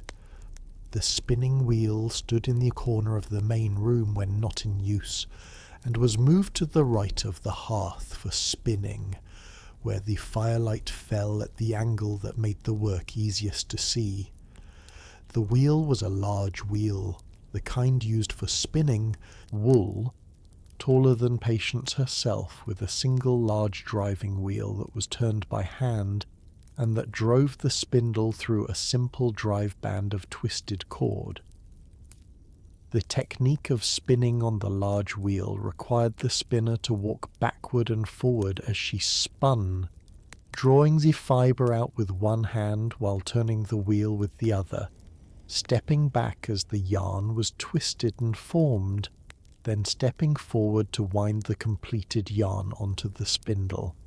This walking back and forth was one of the characteristic activities of the spinning woman, the regular back and forth movement so habitual that it became entirely unconscious, the feet knowing their distance and their timing without any attention from the mind that was freed to think about other things while the hands and feet did their work.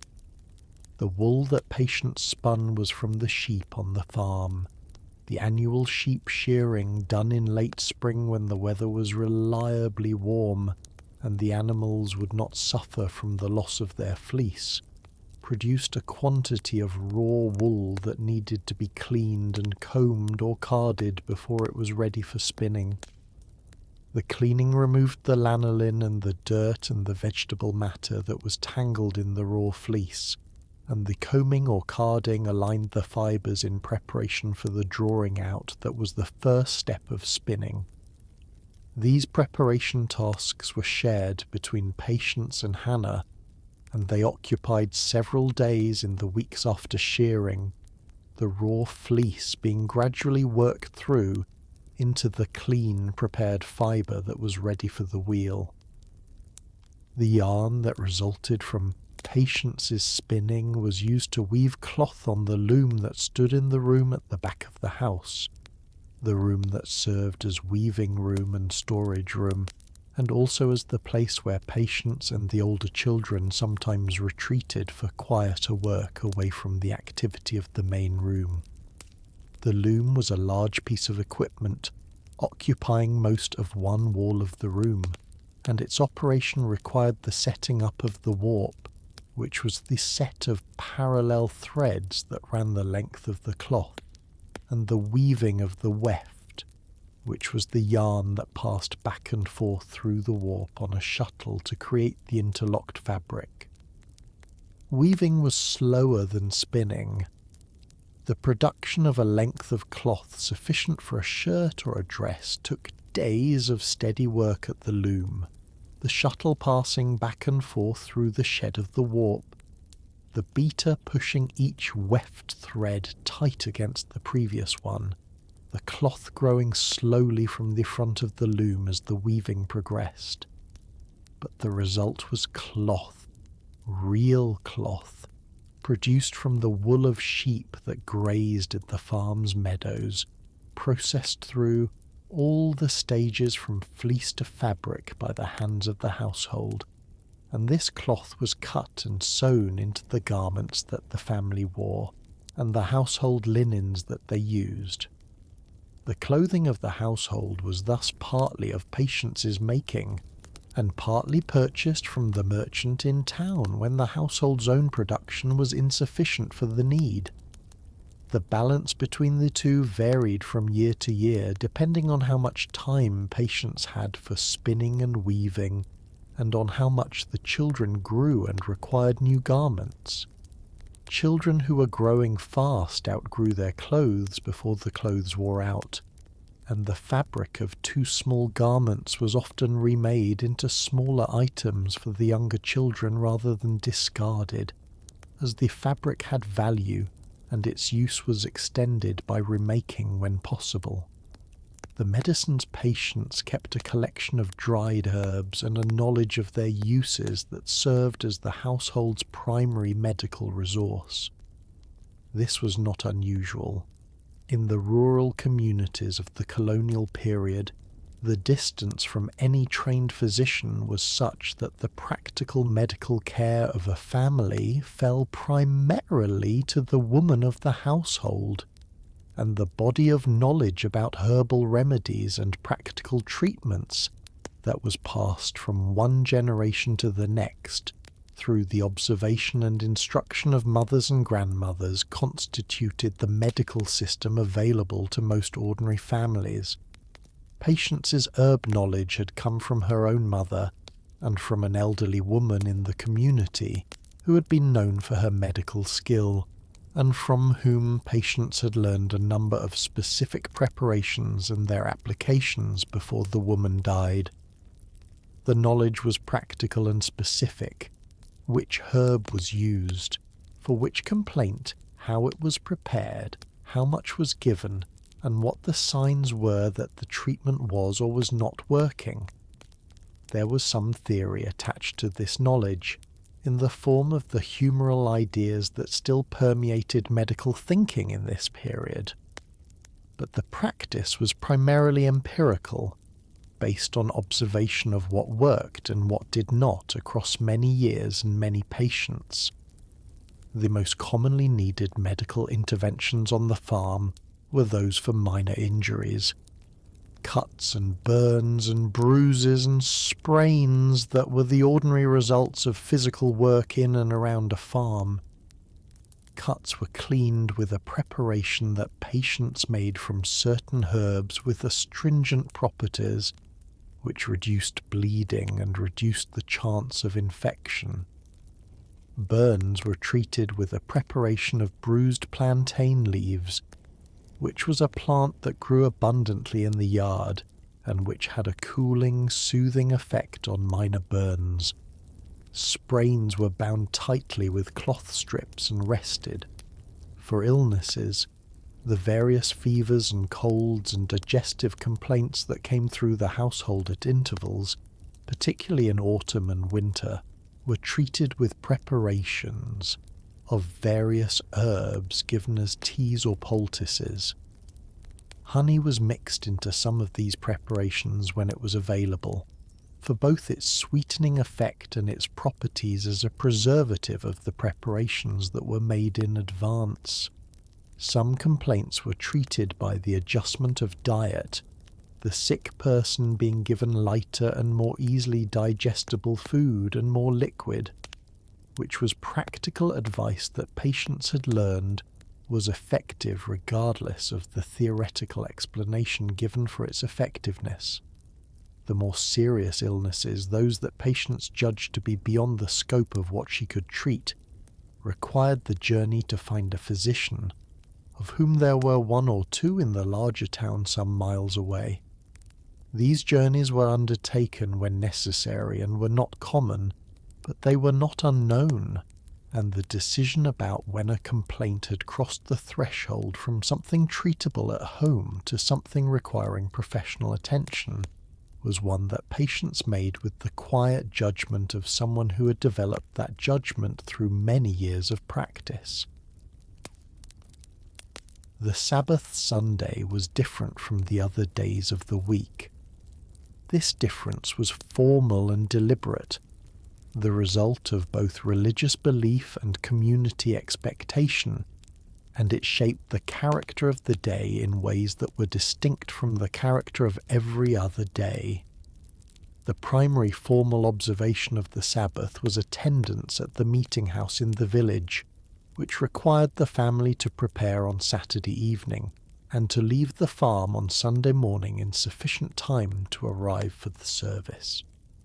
The meeting house was 3 miles away, a distance that could be covered in about an hour by wagon, somewhat less on horseback, and the family typically travelled by wagon, Chesapeake in the traces, and the family arranged on the wagon seat and in the wagon bed, in the good clothes that were reserved for Sundays and for any other occasion that required a formal presentation. The service was long by the standards of what many people today would expect. It lasted several hours, with a long sermon as the central element, the sermon being an extended address by the minister on a scriptural text that could range widely in its application to the lives of the congregation, and that was expected to be attended to with genuine attention. Nathaniel found some sermons more interesting than others, though he would not have framed it to himself in exactly those terms, it being understood that all sermons were attended to with equal respectful attention, regardless of one's actual level of engagement with the content. He sat in the family pew, which was a particular wooden pew assigned to his family, as was the case for all the established families in the congregation, and he followed the service in the way he had always followed it, which was with the habitual participation of someone for whom these forms of worship were so familiar that they required no conscious navigation. After the service, there was often a period of conversation among the congregation in the yard outside the meeting house, which was one of the primary social occasions of the week, and served the function of exchanging news and maintaining the relationships that constituted community life. Nathaniel talked with his neighbours about the crops and the animals and the weather and the condition of the roads, and about whatever news had come to the community from outside it, through the various channels of communication that existed: travellers, letters, the occasional newspaper that circulated among the literate members of the community. Sunday afternoon at the farm was quieter than weekday afternoons. The most urgent farm tasks were attended to. The animals had to be fed and milked and cared for, because the animals' needs did not pause for the Sabbath. But the field work and the construction work and the other labours of the farm week were not performed on Sunday, and the afternoon had a quality of relative rest that it did not have on other days. Patients read from the Bible in the afternoon, or taught the children their letters and their catechism. Nathaniel sat with more idleness than he usually permitted himself during the week, though he might also be observed doing something with his hands, not from necessity but from habit, the hands of a working man being uncomfortable with complete inactivity. The Sunday supper was somewhat better than the weekday supper, patients having prepared something in advance, or using the Sunday afternoon to cook something that took more time than was available on working days. It might be a piece of the salt pork boiled with dried beans and served with fresh cornbread, or it might be a roasted chicken when one of the old hens had been culled from the flock and the meat was fresh. Whatever it was eaten by the family with the mild appreciation of people who have been working hard all week, and who find that the Sunday supper, being slightly different from the weekday routine, has a slightly better quality for the difference. The neighbours visit. John Alcott came over one afternoon in the late summer, having walked the half-mile between his farm and Nathaniel's with the casual ease of a man making a familiar trip, He came to the back door, which was the door that neighbours used, and Patience invited him in and set a cup of water before him, which he drank while she called for Nathaniel, who was in the barn. John and Nathaniel sat at the table and talked for an hour. They talked about the corn, which was looking good on both farms that year, the season having been reasonably wet through June and July, and the plants standing tall and well-eared. They talked about the price at the town market for grain surplus, which John had heard was lower than the previous year, which was relevant information for Nathaniel's calculations about whether to sell any of his surplus, or to hold it against the possibility of a poor harvest next year. They talked about a bear that had been seen in the woods to the east, which was unusual for this time of year, bears generally being less visible in late summer, and about whether it was likely to cause trouble for the livestock if it came closer to the farms. They talked about the road between the farms and the village, which had developed a particularly bad section near the creek crossing, where the fill that had been put in the previous autumn had washed out in the spring floods and had not been repaired. This was a communal maintenance issue, as the road was used by several families and its repair was the responsibility of the community generally, and there was some discussion of when and how this repair might be organised and who would contribute labour to it. Nathaniel said he would bring it up at the next meeting. John mentioned that his eldest daughter was to be married in the autumn to a young man from the next town who had come into the district the previous year and had established himself with a modest trade. Patience, who had come back into the room during this conversation, expressed appropriate congratulations and asked about the plans for the occasion and whether they were expecting many people. John said they expected most of the neighbourhood would come, and that it would be a modest event in keeping with the circumstances of both families. Patience said she would bring a cake. John left in the late afternoon, walking back across the fields between the farms in the way he had come, and the visit was over, and the evening proceeded as evenings proceeded, and there was nothing about the visit that was other than entirely ordinary.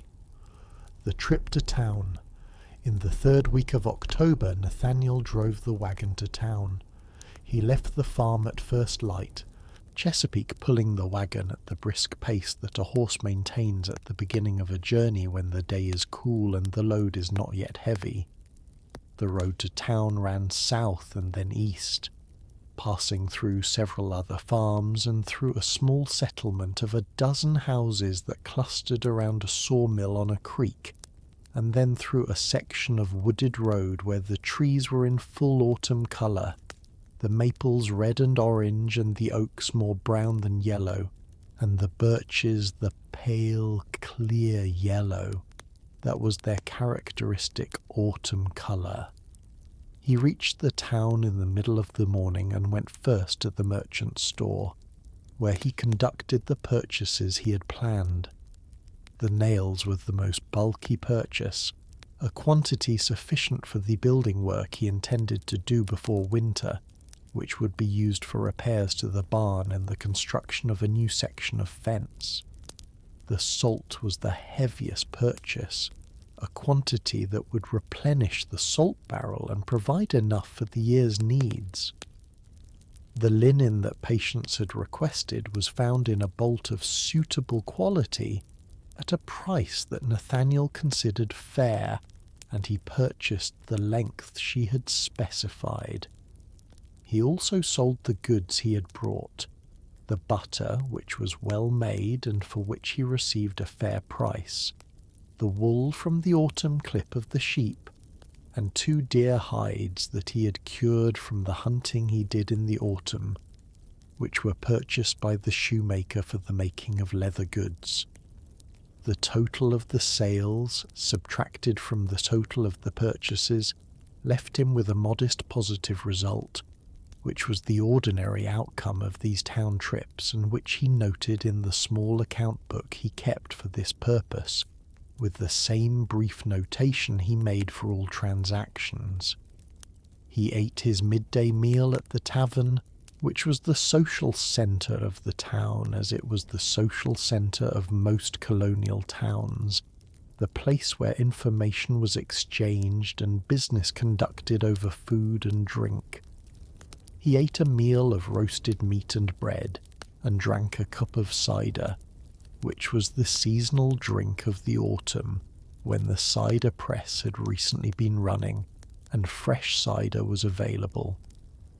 The tavern was occupied by several other men, some of whom he knew, and some he did not, and the conversation at the table covered the usual topics: the harvest, the weather, the condition of the roads, the latest news from the larger towns to the south and east. He made one other call before leaving town: the cobbler, from whom he ordered a pair of shoes for Ezra, whose feet had grown enough in the past year that his current shoes were too tight and would not last another winter. The cobbler took the measurement of Ezra's foot from the wooden measure that Nathaniel had brought, and said the shoes would be ready in 3 weeks, and Nathaniel said he would send Ezra to collect them. He drove home in the afternoon, the wagon somewhat heavier than it had been in the morning, and the day somewhat warmer, though still well within the comfortable range for autumn travel. Chesapeake pulled without complaint, the pace on the homeward journey being slightly slower than the outward journey had been. As was usual, the horse seeming to know the difference between going and returning and to reserve himself accordingly. He arrived home in the late afternoon, unloaded the wagon into the appropriate places, unhitched and settled Chesapeake, and told Patience about the trip over supper, the same kind of report he always made: what had been purchased and at what prices, what had been sold and at what prices, and any news of interest from the town, of which there was some but not a great deal. The town in October being a place of activity and occupation, but not of remarkable events. The winter morning. A winter morning in the farmhouse was different from a spring morning in the specific ways that winter made everything different. The darkness lasted longer. The cold was a physical presence rather than an absence of warmth, and the fire was a necessity rather than a convenience. Nathaniel woke on a January morning to a bedroom that was cold, the fire having died fully overnight as it sometimes did in the coldest weather, when the banking was insufficient against the severity of the cold. He could see his breath in the air of the bedroom, the moisture of his exhaled breath condensing in the cold air and forming a small visible cloud that dissipated slowly. This was not an alarm. It was January. This happened in January. He dressed more quickly than he dressed in warmer months, not in panic, but in the efficient, rapid manner of a man who wants to be dressed before the cold has a chance to settle fully into his body. The wool of his working clothes was still slightly warmed from the previous day's wear, and putting it on provided immediate comfort. He went downstairs, where the temperature was somewhat less cold than the bedroom, as the kitchen held some residual warmth from the previous evening's fire, even though the fire itself was out. He started the fire from scratch, which took longer than rebuilding from coals.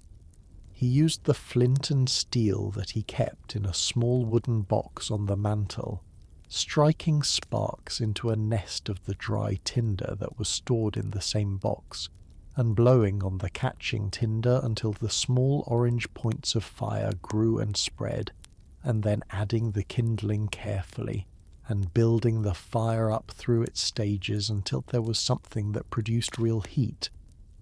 The time between waking and having a serviceable fire was the coldest part of the winter morning. He moved quickly during this period, the kitchen warming degree by degree as the fire grew, until at some point the rate of warming exceeded the rate of heat loss, and the room was clearly becoming warmer rather than staying cold. He put the kettle on and went to the barn, which was cold, but not as cold as the outside air, owing to the warmth of the animals. The breath of the cattle was visible in the barn air, small clouds of condensed moisture rising from the animals' nostrils and mouths with each exhalation. The water in the animals' troughs was covered with a thin skin of ice that had formed overnight, and Nathaniel broke it with the wooden mallet he kept in the barn for this purpose, which was a task he expected each morning of a hard frost and performed without surprise or complaint. The milking on winter mornings was done with cold hands that warmed gradually as the work proceeded. The warmth of the cow's body and the warmth of the milk in the bucket providing some comfort to fingers that had been stiff with cold when he first sat down at the stool. Blossom seemed unbothered by the cold, being a creature whose tolerance for cold was constitutionally greater than a human being's. The brown cow was, if anything, slightly more cooperative on cold mornings than on other mornings, as if the cold had settled whatever restlessness delayed her on warmer days. He carried the milk to the house, and found that Patience was up, and the fire was established, and the porridge was on.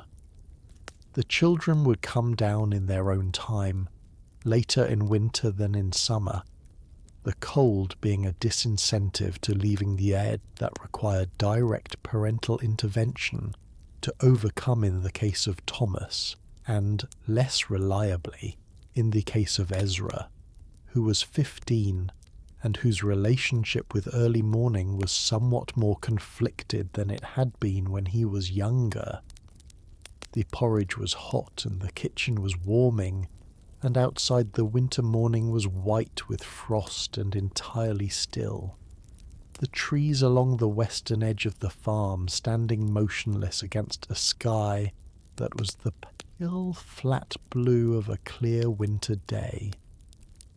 The smoke from the chimney rose straight up in the still air, a vertical white column that was visible from the road if anyone happened to be on the road at this hour in January, which was not likely. The day proceeded in the winter way, with its winter tasks and its winter light that was shorter than summer light and lower in the sky, and producing long shadows even at midday. The barn work was done. The water was drawn from the well. The wood was brought in. The indoor tasks were attended to. The porridge was eaten, and the bread, and the supper in the evening, and the fire was banked, and the house was closed up for the night, and the cold settled back in around the walls and the shuttered windows, and the household slept under its wool blankets, and the morning came again, cold and clear, and the fire needed to be rebuilt from scratch again. And this was January, and January was what it was, and there was nothing remarkable about any of it. The accumulation of years. The farm in its 22nd year was not the same farm as the farm in its first year, but the differences were the accumulated small changes of steady work rather than any single transformation. The barn had a new south end. The house had the covered walkway that had not been there before. The cultivated acreage was somewhat larger. The well had a new cover and a new windlass. The fence lines were better established, and the hedgerows along some of them had grown thick enough to serve as windbreaks. The orchard that Nathaniel had planted 8 years ago was now producing modest quantities of apples and pears. the trees having reached the size where they could be counted on each year rather than treated as an experiment. The apple harvest was a new addition to the seasonal calendar, happening in September and requiring several days of picking and sorting and the preparation of the apples for their various uses. Some were stored whole in the root cellar, which was a small underground room accessed through a slanted door in the yard, where the temperature was cool and constant enough to keep apples through the winter. Some were dried, sliced thin, and laid on wooden frames in the sun to shrink and dry to the raisined form that kept indefinitely and could be added to porridge or puddings throughout the winter.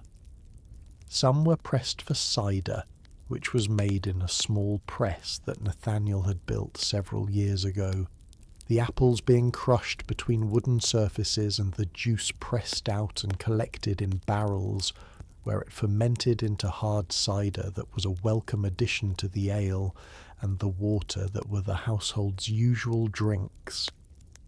The cider press operated for several days in October, and the smell of the crushed apples and the fermenting juice was one of the characteristic smells of the farm's autumn, as distinct as the smell of the turned earth in ploughing season, or the smell of the fresh-cut hay in the summer meadows.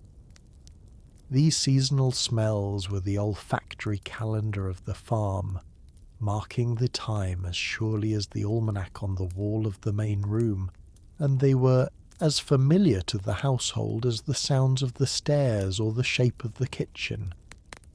The farm's history was written in these accumulated details. The notch in the barn door frame where the door had been rehung, and the mark of the original position was still visible. The patch in the house wall where a window had been cut and then closed again, when the positioning turned out to let in more cold than light. The ring in the yard where the horses had worn the ground bare in years when they were tethered there before the hitching post was built. These marks were the record of the farm's working life, visible to anyone who knew how to read them, though most people would pass through the yard without reading them at all. The farm continued. The seasons turned. The work was done and done again. The morning came, as mornings do, before the sun, as it always had, and Nathaniel's feet found the floor as they always did, and the day began.